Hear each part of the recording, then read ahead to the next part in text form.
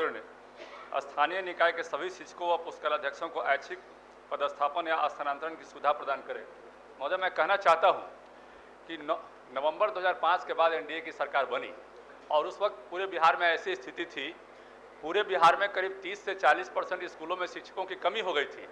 जो permanent teachers हमारे बीच में थे उनका रिटायरमेंट के बाद नई बहाली नहीं हुई थी, क्योंकि पुरानी सरकार आरजेडी की सरकार जो थी उन लोगों ने शिक्षकों की बहाली नहीं की, जिसके चलते शिक्षा की हालत यहाँ बहुत खराब हो गई। और आनंद फानन में एनडीए सरकार ने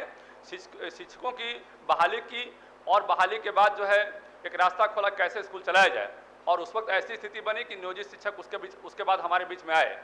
और उन लोगों ने हमेशा मांग किया उसके बाद कि हमको परमानेंट किया जाए। चूंकि जल्दबाजी में ये बहाली की गई थी इसलिए वहाँ परमानेंट व्यवस्था नहीं की गई थी। हमारा ये कहना है कि लंबे समय से उन लोगों की मांग रही है,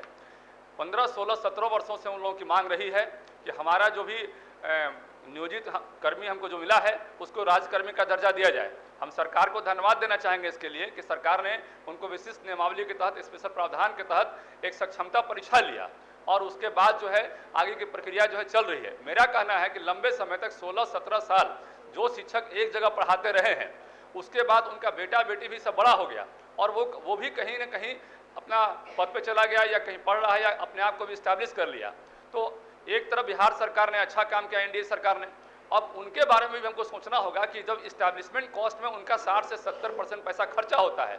आज जो शिक्षकों को वेतन मिलता है उसमें 70% के आसपास हमने देखा है। हम तो करीब 900 स्कूलों में चुनाव के क्रम में गए थे, घूमे थे, तो 70% पैसा उनका इस्टेब्लिशमेंट कॉस्ट में खर्चा हो जाता है।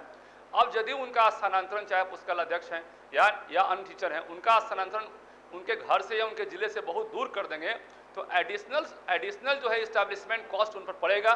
और उनको उतना पैसा हम नहीं देते हैं कि वो उसको बियर कर सके जैसे हम परमानेंट टीचर्स को देते थे। हमारा कहना है कि उनका जो है स्थानांतरण जो है उनके ही जिला में, उनके प्रखंड में ही उनके स्कूल छोड़कर कहीं और कर दी जाए, यही मेरा कहना है।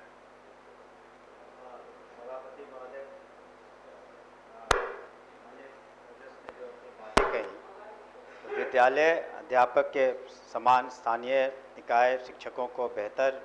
सेवा शर्त हेतु बिहार विद्यालय विशिष्ट शिक्षक नियमावली 2023 अधिसूचित की गई है। तो इसके बारे में हमें ये कहना है महोदय कि हम लोगों ने एक कमेटी बनाई है,